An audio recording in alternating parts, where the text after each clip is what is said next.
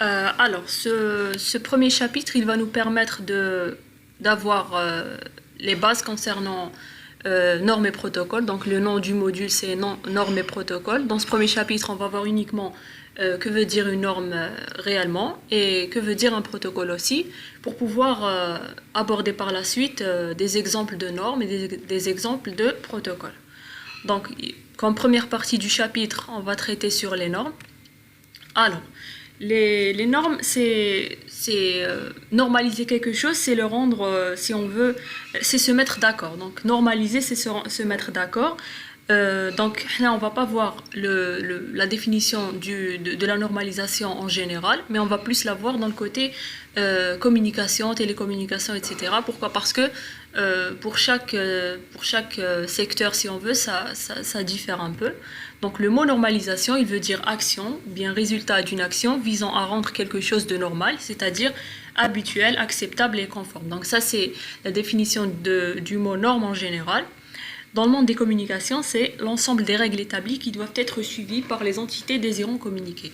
Donc c'est l'ensemble des règles qu'on doit suivre pour pouvoir communiquer. Donc si on ne les suit pas, il y aura les deux entités qui ne pourront pas communiquer.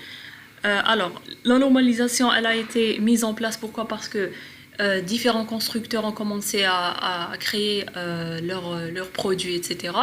Et donc chacun proposait une certaine technologie. Et vu qu'il y avait énormément de technologies qui étaient mises de manière disponible sur le marché, il y avait un certain problème de compatibilité entre toutes les technologies qui étaient mises en place. Donc il y avait souvent certains problèmes d'interopérabilité entre ces technologies-là. Et donc les équipements qui dérivent de ces constructeurs ne pouvaient pas communiquer. Et ça créait un problème au niveau communication.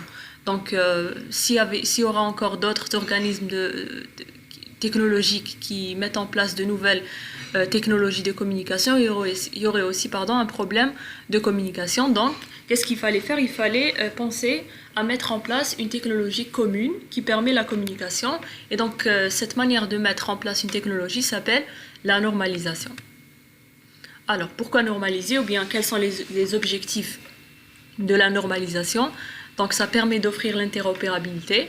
L'interopérabilité, c'est la mise en place d'une technologie commune en communication. Par exemple, c'est la capacité d'un équipement à communiquer avec un autre équipement, même s'il est issu d'un autre constructeur. Donc c'est ça ce que veut dire l'interopérabilité. Optimiser l'utilisation des ressources aussi. Donc, si on communique de la même manière, donc on utilise les ressources de manière optimale. Et aussi assurer la pérennité des choix veut dire assurer l'utilisation de certaines ressources et de certains équipements à long terme. Donc, on ne se verra pas, par exemple, changer de technologie ou bien changer d'équipement pour pouvoir communiquer. Donc, assurer ces trois critères revient à normaliser. Donc, j'ai expliqué ça aussi en détail dans la vidéo concernant le cours et aussi au niveau du cours que je vous ai envoyé. Maintenant, comme j'ai dit, il doit y avoir une infrastructure qui permet cette normalisation. Donc, tous ces constructeurs-là, s'ils commencent à développer leur technologie, on n'arrive pas à communiquer. Et aussi, on ne peut pas donner à un des constructeurs, par exemple, la priorité sur le choix de la technologie. Donc, tout le monde voudra que sa technologie soit la plus utilisée, etc.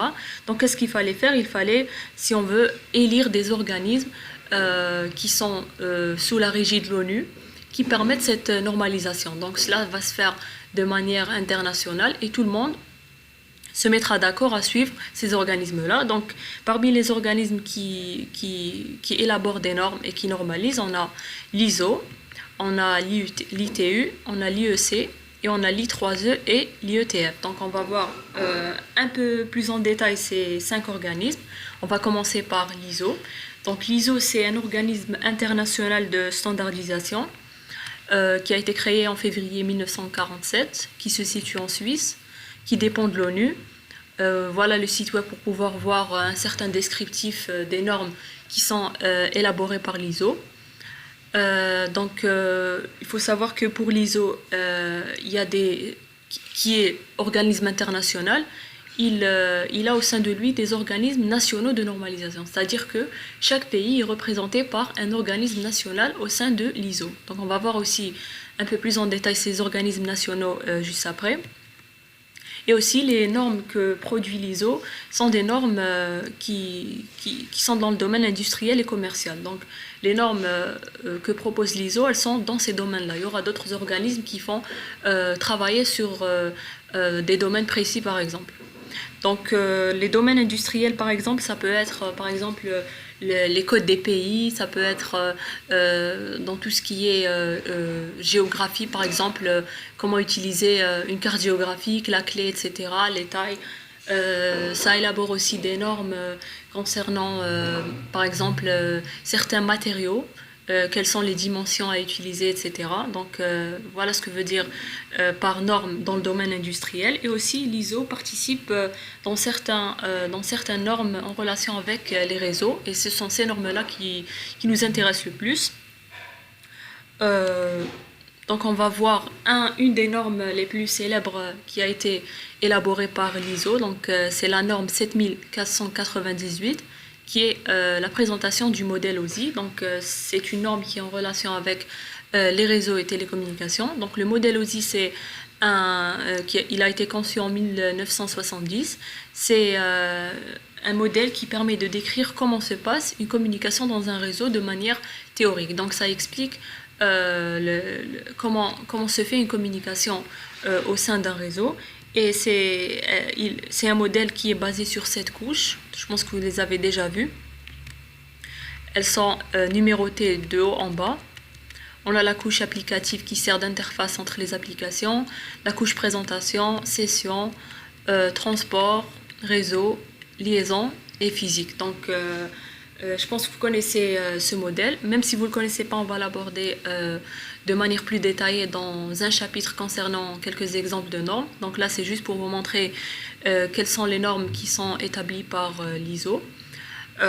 Donc on a les 3 couches qui sont en bas, sont appelées les couches matérielles. Quant aux couches supérieures, elles sont appelées couches logicielles. Alors, le modèle, il est théorique, c'est-à-dire qu'on ne peut pas l'utiliser de manière pratique. Ça décrit de manière formelle. Un des modèles qui est pratique et qui est basé sur le modèle OSI, c'est le fameux modèle TCP/IP. Et c'est ce modèle-là qui est utilisé au niveau du réseau Internet. Donc, on communique sur Internet en se basant sur la pile protocolaire TCP/IP qui est la mise en place pratique du modèle OSI. Donc, on s'est inspiré du modèle OSI pour pouvoir concevoir le modèle TCP/IP. Ça, c'est pour l'exemple. Maintenant, on va revenir vers les organismes nationaux de normalisation. J'ai dit que tous les pays qui adhèrent à l'ISO ont un organisme au niveau national qui le représente.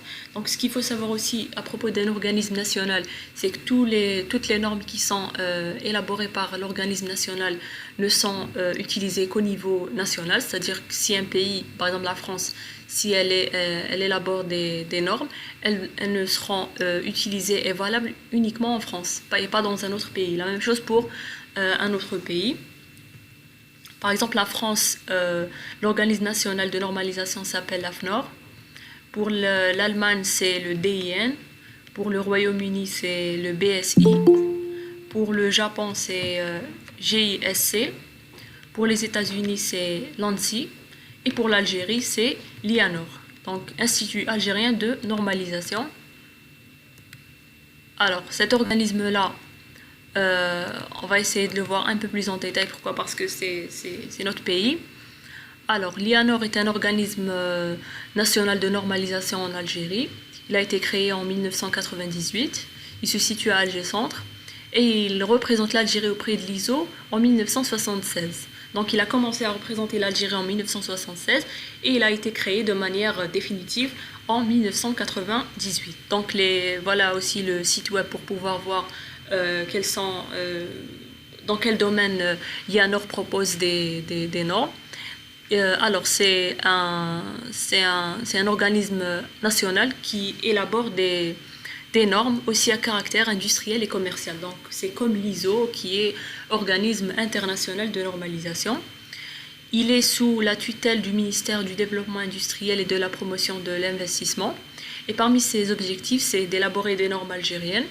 Donc, ces normes algériennes, elles sont uniquement utilisées en Algérie.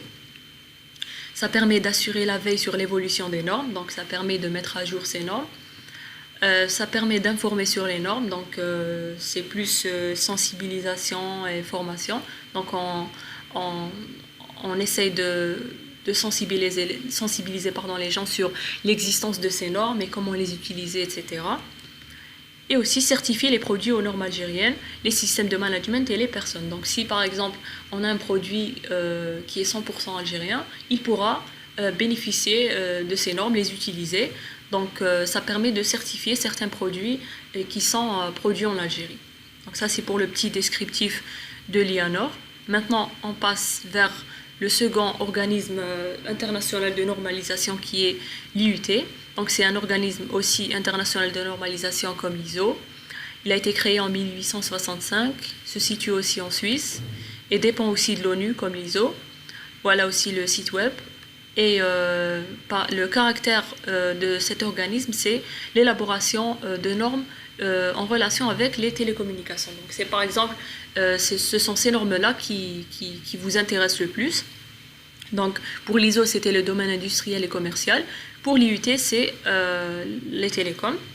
L'IUT, il est organisé, parmi les missions de l'IUT, c'est avoir des télécommunications toujours accessibles, partout disponibles et à la portée de tous. Donc ça, c'est les challenges qu'essaye de mettre en place l'IUT. Donc IUT ou UIT, c'est la même chose, donc c'est juste la dénomination en français ou bien en anglais. L'IUT est divisé en 3 groupes de travail. Donc on a l'IUTT qui traite des questions techniques et de normalisation en télécommunications. L'IUTR, ça parle de tout ce qui est question en relation avec les radiocommunications. Et D, c'est D pour développement, s'attache à promouvoir l'accès aux télécommunications dans les pays en voie de développement. Donc voilà comment travaille l'IUT. Donc tout dépend le groupe dans lequel on travaille. On élabore des normes en relation avec ce groupe de travail. On a maintenant le troisième, qui est l'ICE. C'est aussi un organisme de normalisation international. Il a été créé en 1906. Il se situe aussi en Suisse. Voilà aussi le site web pour voir à peu près les normes qui sont élaborées par l'ICE. Et quant à cet organisme de normalisation, il élabore des normes dans les domaines de l'électricité, de l'électronique, de la nanotechnologie et de l'électronique. On dit aussi que c'est un organisme de normalisation internationale qui est complémentaire à l'ISO, puisque celui-ci il produit des normes que ne produit pas l'ISO. Donc les domaines que traite l'ICE ne sont pas traités par l'ISO. Donc ce que je viens de citer, l'ISO, l'IUT et l'ICE, sont des organismes de normalisation internationaux et qui sont sous la régie de l'ONU, donc c'est des organismes qui sont officiels. Quant à l'I3E, ce n'est pas un organisme de normalisation internationale, mais c'est plus un rassemblement d'ingénieurs électriciens et électroniciens. Donc c'est plus une association ou bien un regroupement de chercheurs dans les domaines de l'informatique, de l'électronique, des réseaux et des télécommunications. Il a été créé en 1963. Il se situe aux États-Unis. Voilà, comme j'ai dit, il est constitué d'ingénieurs électriciens, d'informaticiens, de professionnels du domaine des télécommunications. Voilà aussi le site web i3e.org. Et il traite sur des questions concernant les télécoms et les réseaux. Donc, c'est pas un organisme international de normalisation officiel, veut dire que les normes qui sont produites par l'I3E, elles sont pas, si on veut, officielles. On peut les suivre ou pas. Donc voilà à peu près la différence qui existe entre l'I3E et les 3 organismes que j'ai cités auparavant. Donc c'est plus un mouvement qui vise à développer les domaines des télécoms et des réseaux tout en élaborant de nouvelles normes, de nouveaux choix d'utilisation de technologies, etc., de nouvelles formes de communication. Donc ça permet aussi de créer et d'innover. Donc l'I3E aussi organise, disons, chaque année des conférences où elle invite tous ces chercheurs qui ont développé certaines normes, de les présenter. Et donc ce qu'il faut juste retenir, c'est que ce n'est pas un organisme qui est officiel ou bien certifié, c'est plus un rassemblement de chercheurs. Voilà. Parmi les normes qui sont élaborées par l'I3E, c'est la fameuse norme I3E 802. Donc, c'est un ensemble de normes en réalité concernant les réseaux locaux. Donc, on a la 802.1, c'est concernant la gestion des réseaux locaux. 802.1x concernant la sécurisation d'accès à un réseau local. La point 3 concernant la couche média CSMA-CD, donc c'est la technique d'accès au support réseau dans le cadre d'un réseau en bus. Donc c'est l'écoute de la porteuse avant l'envoi, donc ça permet d'éviter ce qu'on appelle les collisions. La point 4 c'est concernant la couche média token bus, donc le réseau en bus. Point 5 c'est concernant le réseau token ring, donc c'est le réseau en anneau. Donc c'est la procédure, la manière de communiquer au sein d'un réseau en anneau, c'est via le jeton par exemple, pour pouvoir permettre une certaine équité au niveau de la communication et pour pouvoir permettre à tous les équipements au niveau de l'anneau de communiquer. On a aussi la point 6 par exemple concernant les réseaux métropolitains, donc c'est des réseaux qui sont plus grands que les réseaux locaux d'un point de vue distance, où c'est aussi un ensemble de réseaux locaux interconnectés entre eux. La point 11, ça concerne le Wi-Fi, donc ça parle sur comment se fait la communication en utilisant le Wi-Fi. Donc on va la voir, cette norme-là en détail concernant le chapitre concernant les normes dans les réseaux sans fil. La point 15, c'est concernant la technologie Bluetooth et Zigbee. Donc ces deux technologies, elles sont utilisées au niveau des réseaux personnels. Donc les réseaux personnels sont les plus petits réseaux qui puissent exister d'un point de vue distance. Donc c'est par exemple un réseau constitué de deux équipements reliés entre eux à une distance qui ne dépasse pas les quelques mètres. Donc c'est deux téléphones reliés entre eux par une liaison Bluetooth. Et la point 16, c'est concernant la technologie WiMAX, qui est une technologie sans fil qui permet un accès Internet haut débit sur des réseaux, de grands réseaux, d'un point de vue distance, etc. Donc il y a énormément de sous-normes dans la 802, mais toutes traitent sur des questions relatives au réseau en général. Voilà.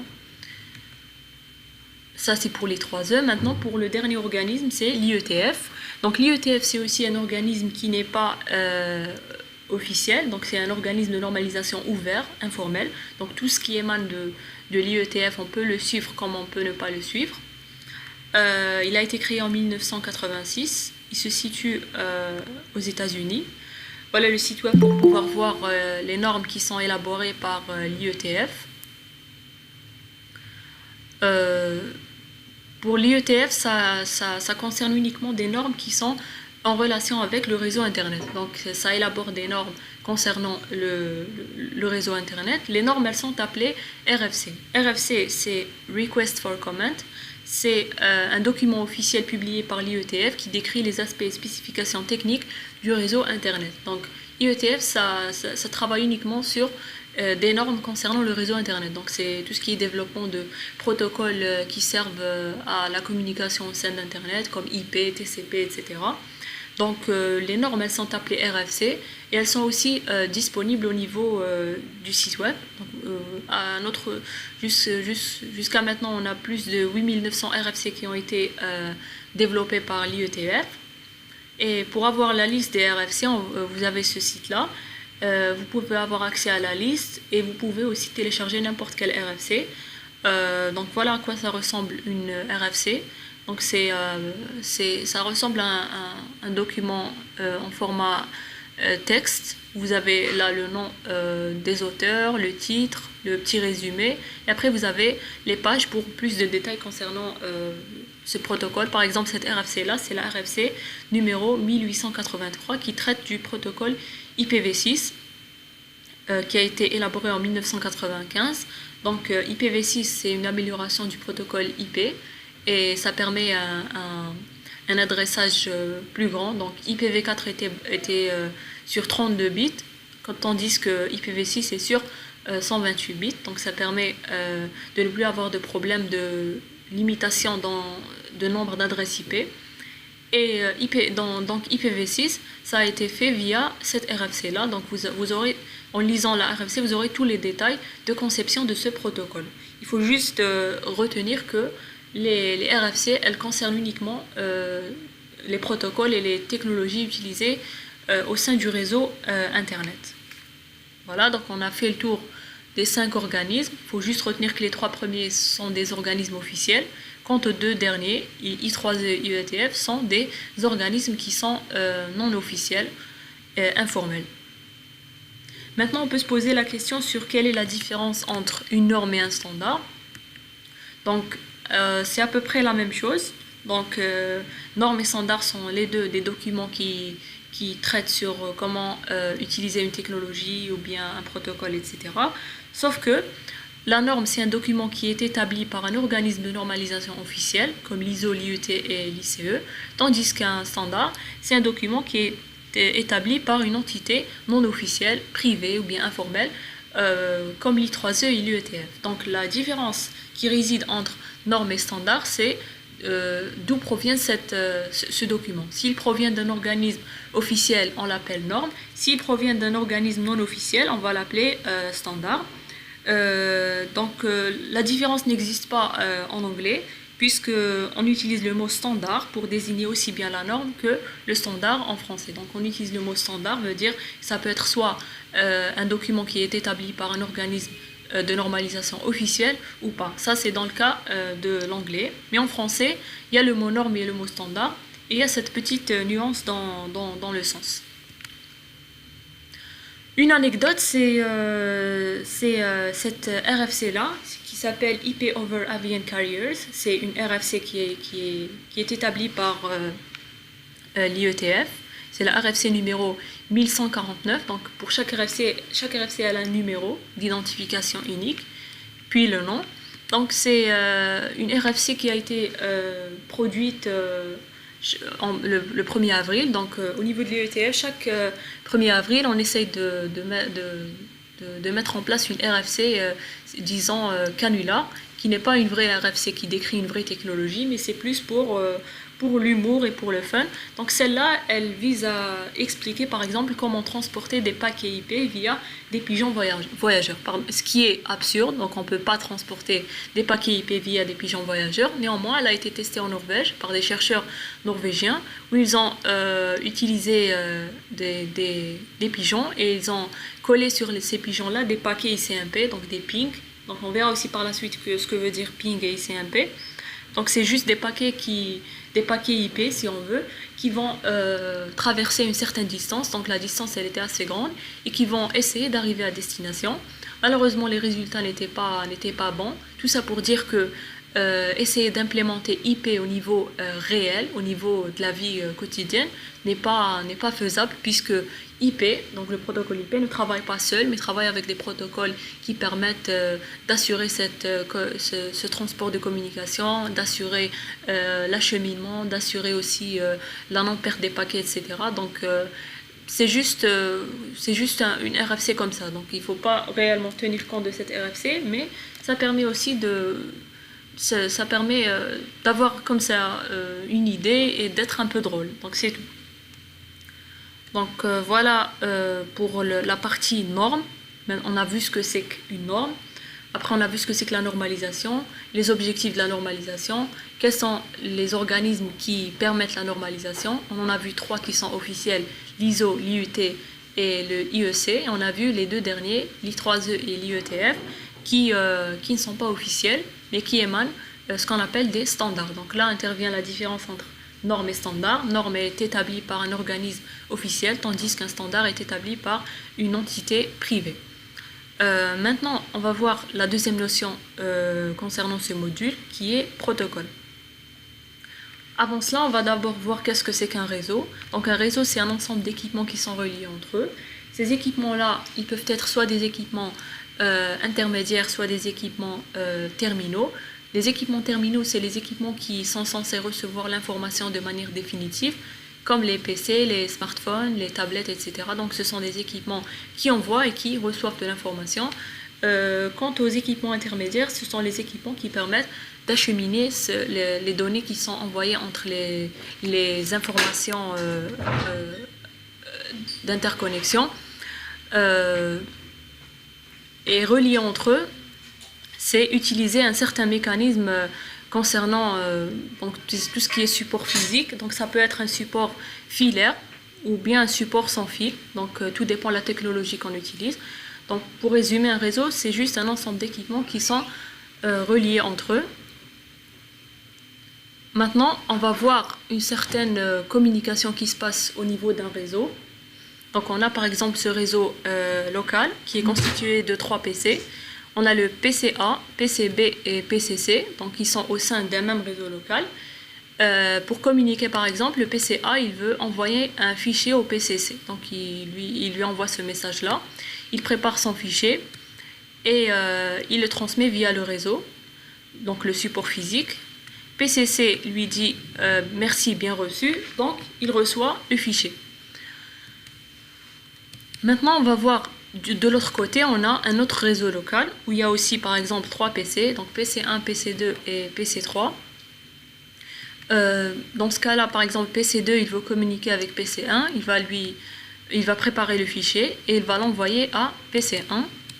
PC1 il va lui dire, remarquez, il va lui dire thank you, well received, et il va recevoir le fichier. Donc qu'est-ce qu'on remarque déjà? C'est que dans le premier réseau on parle une certaine langue, on parle en français. Dans le second réseau on parle en anglais. Et aussi le format du fichier. Donc dans le premier réseau ça ressemble à un document, ça ressemble à une feuille blanche. Quant au second réseau ça ressemble à un post-it jaune. Donc il faut juste faire cette petite remarque, donc vous allez comprendre par la suite. Maintenant on va essayer de faire une communication entre ces deux réseaux. Donc, imaginons par exemple que le PC3 il veut communiquer avec le PCB. Donc le PC3 qui fait partie du second réseau local, il veut communiquer avec le PCB qui fait partie du premier réseau local. Donc puisque au niveau du réseau du deuxième réseau on parle en anglais, donc il va parler à PCB en anglais. Il va aussi préparer son fichier qui ressemble à un post-it jaune. Il va l'envoyer au niveau du réseau d'interconnexion. Donc ce qui est en gris, c'est le réseau d'interconnexion qui permet d'interconnecter les deux réseaux locaux entre eux. Le message arrive à PCB. PCB dit « je ne comprends pas » et il ne va pas recevoir le message qui a été envoyé par PC3. De 1, il ne comprend pas la requête qui a été envoyée par PC3 parce qu'il ne parle pas déjà la même langue, et aussi il ne comprend pas ce format de fichier. Donc post-it jaune, il ne comprend pas ce que c'est. Pourquoi? Parce que au niveau du réseau, du premier réseau, on utilise uniquement la communication via ces documents blancs. Donc là, il y a une problématique. Ça veut dire qu'on parle au niveau de réseaux différents, on parle différentes langues. Et si on essaie de communiquer entre ces différents réseaux, il y a un problème. Donc, premier réseau, il parle en français, deuxième, il parle en anglais. Il y a une problématique. Donc, on n'arrive pas à mettre en place une communication correcte entre les deux réseaux. Parmi les solutions à laquelle on peut penser, c'est la mise en place d'un équipement qui permet la traduction de ces deux langues. Donc il traduit le français vers l'anglais et vice-versa. Donc cette fois-ci, quand PC3 voudra communiquer avec PCB, il va reformuler sa requête en anglais parce qu'il ne parle qu'en anglais au niveau de ce réseau. Il va préparer aussi son fichier. Il va l'envoyer au niveau du réseau d'interconnexion. Arrivé à l'équipement traducteur, il va y avoir l'opération de traduction. Et on va envoyer le fichier au PCB. Là, le PCB, il va comprendre. Il va dire bien reçu et regardez ce qu'il reçoit. Il reçoit un document blanc. Au niveau de la traduction, qu'est-ce qui s'est passé? On a traduit ce format de fichier en ce format pour que PCB puisse le comprendre. Et on a aussi traduit toutes les requêtes qui ont été envoyées par PC3. Donc, ce qui a été dit là en anglais, il a été traduit en français pour que PCB puisse comprendre. Donc, cette solution n'est pas vraiment optimale. Pourquoi? Parce que si il peut y avoir plusieurs langues qui peuvent être parlées au niveau de plusieurs réseaux, donc il faudra mettre en place énormément de traducteurs entre les différentes langues qui sont utilisées au niveau des réseaux. Ça permet aussi de congestionner le réseau, c'est-à-dire mettre en place plusieurs équipements de ce style. Il faut donc unifier cette langue et donc utiliser une seule langue pour pouvoir communiquer dans tous les réseaux. Donc la langue au niveau d'un réseau s'appelle le protocole. Donc l'objectif c'est d'utiliser un seul protocole. Donc un protocole en réseau, c'est une convention, c'est un ensemble de règles qui régissent les échanges de données décrits de manière formelle. Donc, pour faire simple, c'est la langue qui est utilisée au sein d'un réseau. C'est par exemple le format des messages, c'est par exemple les entêtes au niveau des paquets qu'on envoie. Donc tout ça est défini par ce qu'on appelle un protocole. C'est aussi, on peut dire aussi, c'est la grammaire du dialogue entre deux entités qui communiquent. La grammaire, ça veut dire les mêmes règles qu'on utilise pour communiquer. Ça peut définir par exemple la structure et l'ordre dans lequel les informations sont transmises. Dans un protocole, on peut communiquer par bit, par mot, par bloc. Et si c'est par mot ou par bloc, il faut aussi définir quelle est la taille de ces mots, quelle est la taille de ces blocs. Ça permet de définir aussi la synchronisation entre émetteur et récepteur. Donc il peut y avoir par exemple une règle qui dit que c'est uniquement le serveur qui communique avec les clients, ou bien c'est les clients qui débutent la communication, ou bien si c'est un réseau pair à pair, ça crée un certain ordre dans la communication. Voilà, donc c'est les règles de priorité.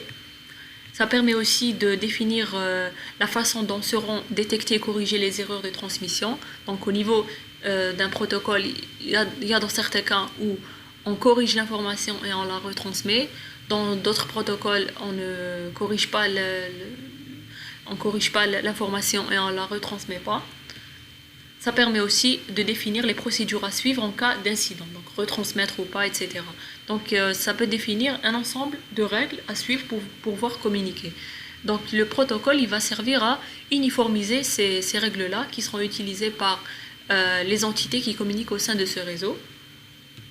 Donc quand un équipement va envoyer une donnée, la donnée elle va être comprise par l'autre équipement. Pourquoi? Parce qu'ils utilisent la même langue.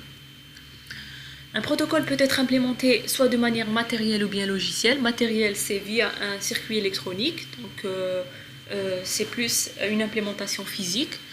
Parmi les avantages de cette implémentation, c'est qu'elle dure dans le temps. Mais parmi les inconvénients, c'est qu'on ne peut pas la changer. Pourquoi? Parce que dès qu'on implémente quelque chose de manière matérielle au niveau d'un circuit logique, ça reste figé. Contrairement à l'implémentation logicielle qui est sous format d'un programme informatique, on peut le mettre à jour, on peut le changer, etc.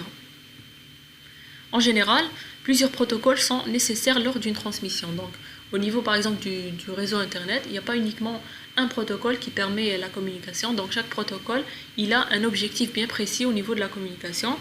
Dans le cas du réseau Internet, on parle de la pile protocolaire TCP/IP qui est la mise en place de manière pratique du modèle OSI. Donc c'est l'ensemble de ces protocoles qui sont utilisés au sein du réseau Internet pour pouvoir assurer la communication. Donc au niveau d'Internet, on utilise tous la pile protocolaire TCP/IP. C'est ce qui crée cette interconnexion au niveau mondial et ce qui crée aussi cette compréhension entre les différents équipements qui communiquent au niveau d'Internet. La pile protocolaire, elle se base sur le modèle OSI, donc elle est constituée de couches. Dans le cas de TCP/IP, on regroupe la couche applicative, la couche présentation et la couche session en une seule, qu'on appelle couche application. Donc ce qu'il y a à gauche, c'est le modèle OSI, et ce qu'il y a à droite, c'est le modèle TCP/IP. Pour la couche transport qui existe au niveau du modèle OSI, c'est la même pour la pile protocolaire TCP/IP. Pour la couche réseau, on change juste la dénomination en couche Internet. Et pour les deux dernières couches, elles sont aussi résumées en une seule couche qui est la couche accès réseau. Donc ce qu'il faut comprendre par là, c'est que quand on dit par exemple au niveau de TCP/IP couche application, c'est-à-dire qu'elle va assurer l'objectif des trois couches application, présentation et session du modèle OSI. Donc elles ont pu être résumées en une seule. Donc ça c'est dans le cas pratique. Donc modèle OSI c'est un modèle théorique et le modèle TCP/IP c'est un modèle pratique.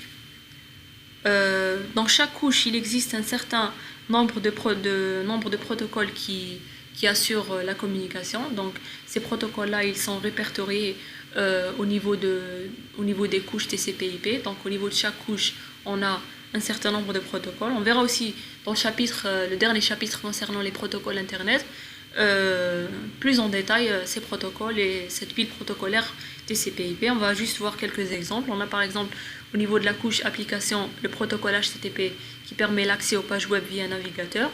Le protocole HTTPS qui permet un accès aux pages web mais sécurisé, donc c'est via l'utilisation du chiffrement, de l'authentification, des certificats numériques, etc. Le protocole FTP est un protocole qui permet le transfert de fichiers, donc ça permet soit le transfert du client vers le serveur qui est dénommé téléchargement, ou bien le transfert des données du serveur vers le client qui est dénommé téléversement ou bien upload. Attendez, c'est l'inverse. Donc l'upload, c'est le transfert du client vers le serveur, et le download ou bien le téléchargement, c'est le transfert du serveur vers le client. Donc c'est juste la dénomination. L'essentiel FTP permet un transfert de fichiers au sein d'Internet. Il y a un protocole plus simplifié de FTP qui est TFTP qui permet un transfert plus simplifié. Donc il concerne aussi le cas de transfert de petits fichiers.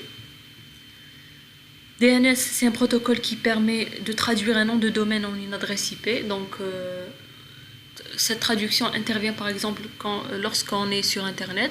Par exemple, si on veut par exemple accéder au moteur de recherche google.com, on va taper directement google.com et accéder au serveur qui héberge le site google.com. Mais en réalité, cet accès-là se fait via l'adresse IP du serveur de google.com. Donc si on veut avoir accès à google.com, on est censé connaître l'adresse IP de ce serveur-là.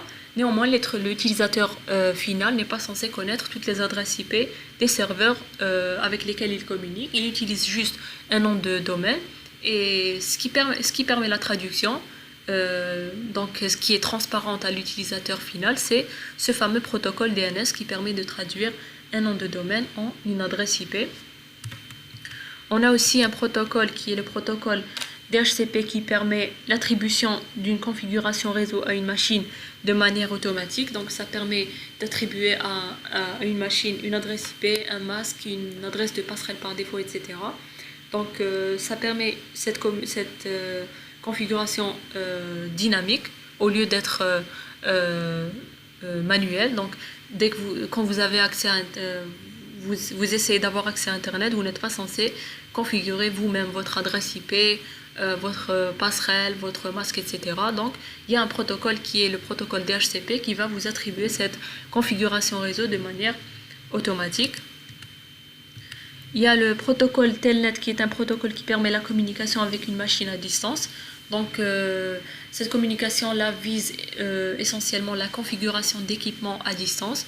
Donc ça permet de simplifier et d'optimiser la configuration, surtout si on n'est pas au niveau physique du réseau. Si l'administrateur réseau n'est pas par exemple présent à l'entreprise, il peut configurer son réseau à distance en utilisant le protocole Telnet.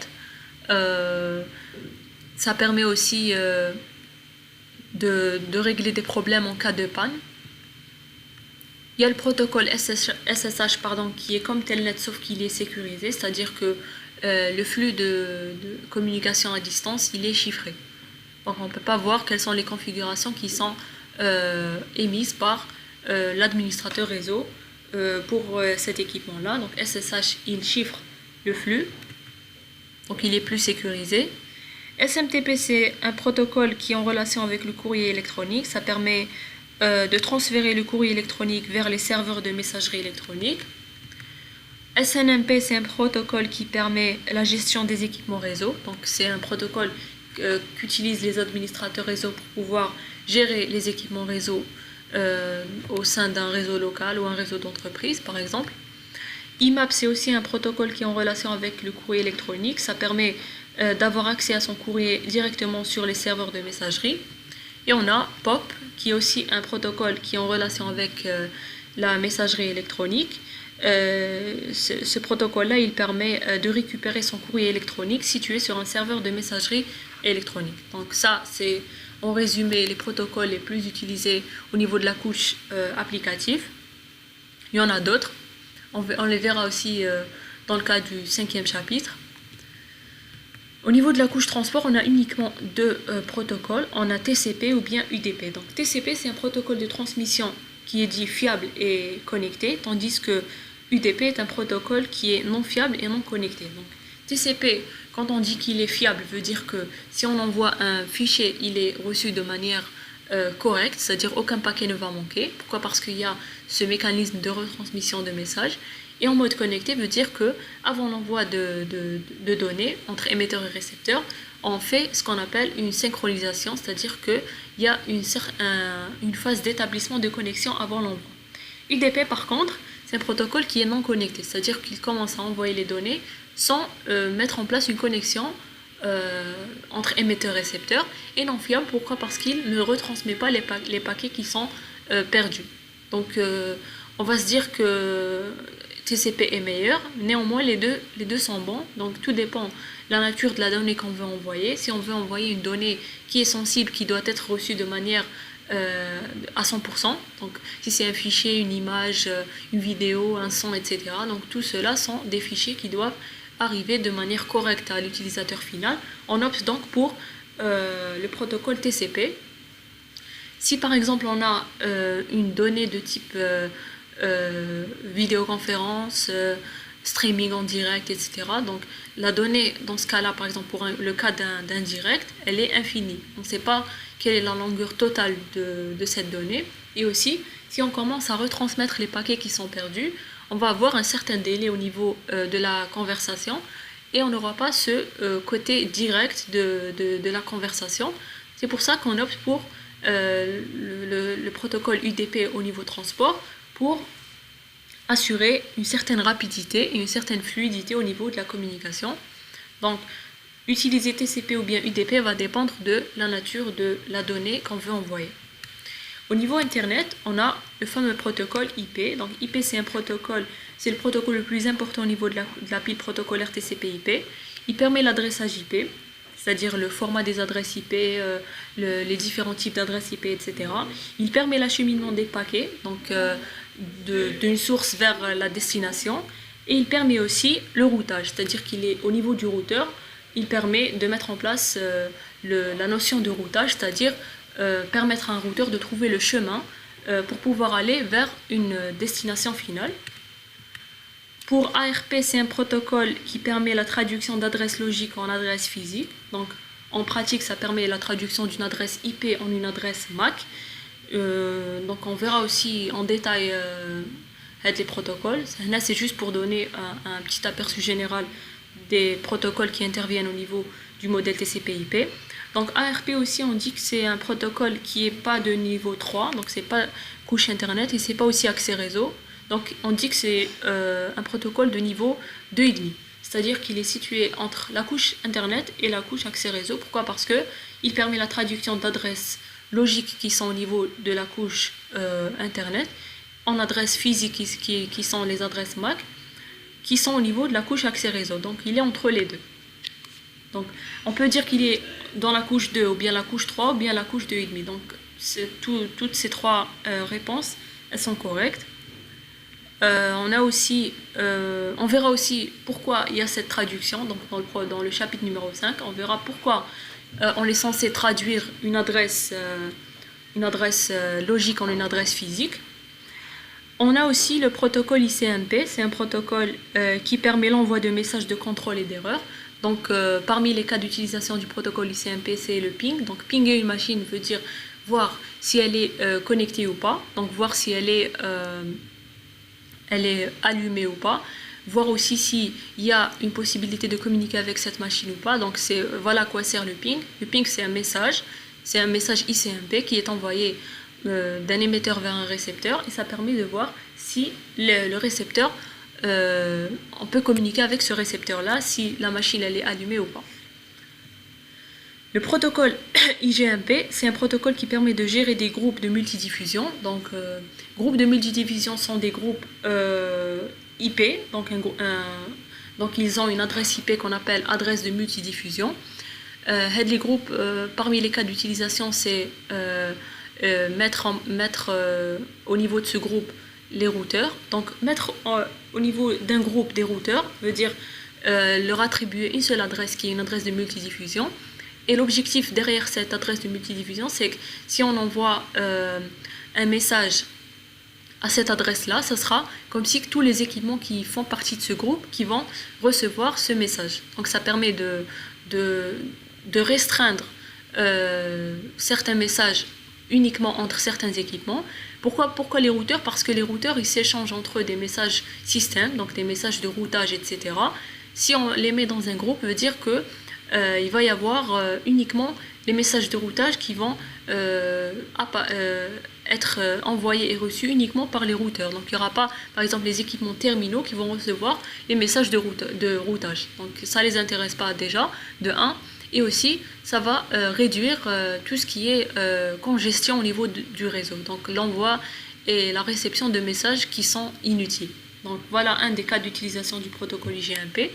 Au niveau de la couche accès réseau, on a différentes technologies. On a Ethernet qui est une technologie réseau qui est la plus utilisée. Donc on a aussi PPP, Point to Point Protocol, qui est une technologie utilisée dans le cas entre deux routeurs, donc la communication série entre deux routeurs. On a le token ring, c'est la technologie utilisée au sein des réseaux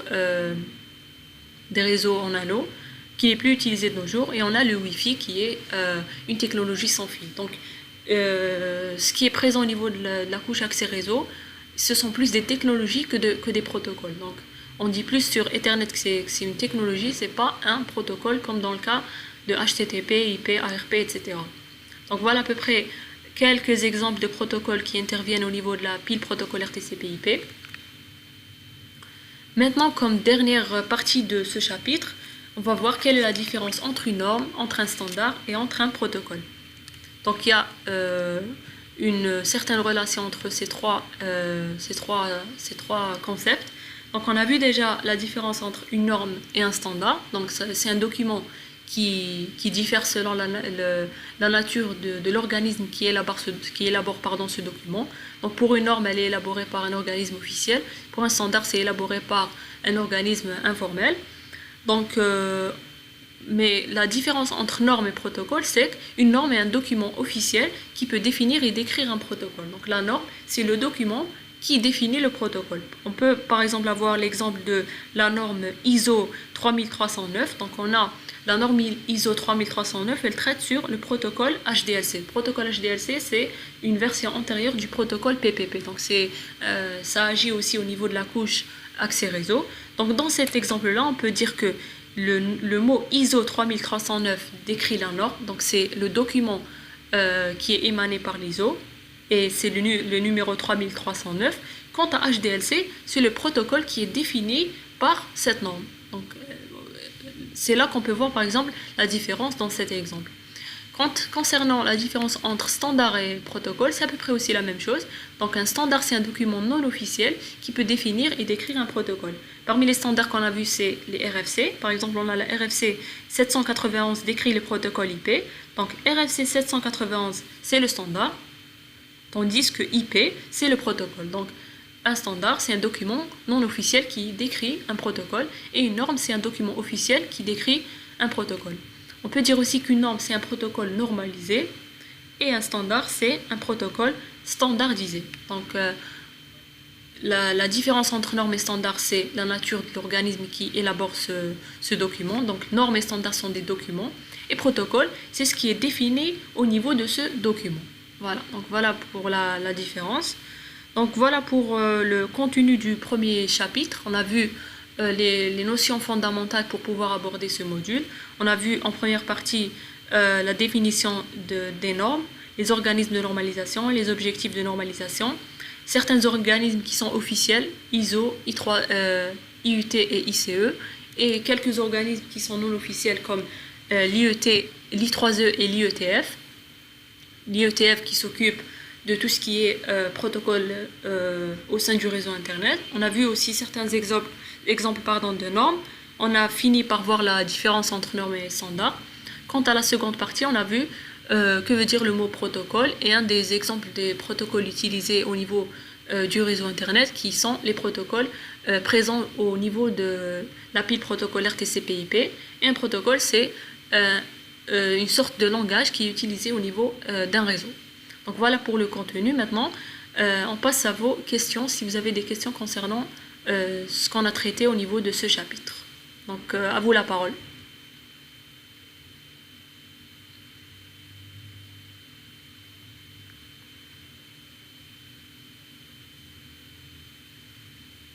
Oui, allez-y.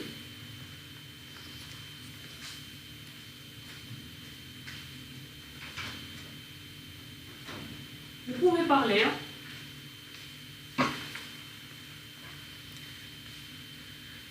Alors, Walid il dit, vu que les protocoles sont indispensables pour s'assurer la communication entre réseaux, etc., comment les organismes non officiels peuvent introduire leurs normes, vu qu'on n'est pas obligé de les suivre, non officiels? Est-ce que c'est les organismes officiels qui les font appliquer à tout le monde, ou bien les fabricants les introduisant, vu leur efficacité? Bon, pour la première question, c'est une bonne question. Pourquoi? Parce que c'est vrai que quand on dit organisme non officiel, on dit que les normes qui sont élaborées par ces organismes, elles ne sont pas sous l'ONU, donc on peut les suivre comme on peut ne pas les suivre. Mais l'IETF s'est consacré au réseau Internet. Donc même si on va au niveau de l'historique du réseau Internet, ça a été créé dans les années 70, etc. C'était plus un réseau militaire au début qui a été transformé en un réseau de communication. Et comme l'IETF, elle travaillait uniquement sur ça, et comme c'était nouveau, et comme l'objectif au niveau des années 70, c'était assurer une communication. D'abord, c'était par exemple entre quelques universités aux États-Unis, puis ça s'est propagé au niveau de tout le pays, puis c'était au niveau mondial. Donc, on a gardé ce côté où IETF s'occupe d'Internet, si on veut. Internet, c'est vrai que c'est un réseau mondial, mais rien n'empêche aussi de développer un autre réseau, une autre technologie. Vous voyez, Internet, c'est pas quelque chose d'officiel. C'est vrai que c'est un réseau utilisé dans le monde entier. Pourquoi? Parce qu'il a pris de l'ampleur, c'est tout. Mais on peut très bien penser, par exemple, à un réseau, par exemple, un ensemble de protocoles différents du réseau Internet. Rien n'empêche. Par exemple, au niveau de mon entreprise, je peux opter pour un autre protocole que TCP/IP.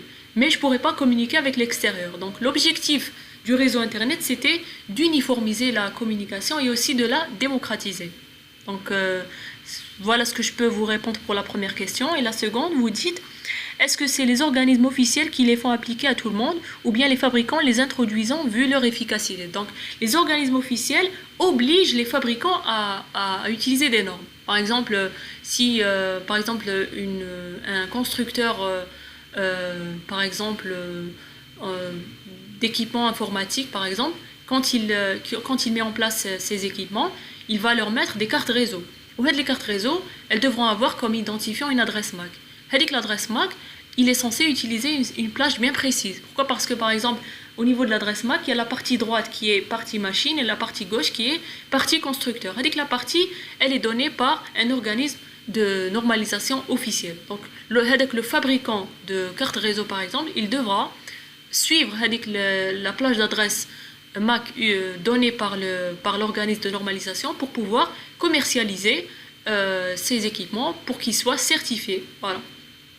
J'espère avoir répondu à vos questions.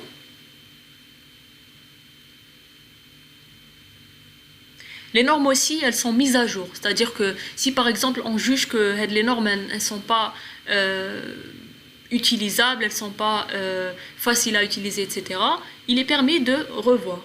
Mais si par exemple au niveau d'un pays, j'ai envie d'utiliser une norme nationale, je peux très bien le faire aussi. Sauf que, par exemple, si je mets en place un produit 100% national, où il utilise aussi des normes nationales, il ne pourra pas être commercialisé à l'étranger. C'est tout. Donc l'objectif d'une normalisation internationale, c'est de pouvoir mettre en place, de commercialiser des produits au niveau international. Très bien, donc s'il y a une autre personne, vous pouvez parler aussi de vive voix, c'est comme vous voulez.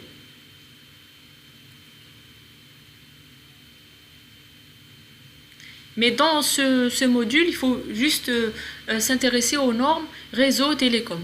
Voilà, donc c'est plus l'objectif vu votre domaine d'études. Et aussi, vous n'êtes pas obligé de connaître tout ce qui est date de création d'organismes, où se situent ces organismes, pas trop d'historique, il faut juste connaître le domaine de chaque organisme, le domaine d'application, quelques exemples. Il ne faut pas apprendre. Déjà, vu la pandémie, etc., il n'y aura pas, je pense, d'examen concernant ce module. On va opter pour des projets en groupe, etc. Donc, l'objectif de ce module, c'est de comprendre. Il faut juste comprendre les notions techniques et non pas apprendre. Voilà. Donc, il ne faut pas se soucier à apprendre des dates et des descriptions, etc. et des définitions. Il faut juste les comprendre. Par exemple, le fait de comprendre juste quelle est la différence entre un standard, une norme et un protocole, je pense que c'est assez suffisant pour pouvoir aborder les chapitres qui vont suivre. Est-ce que vous avez d'autres questions?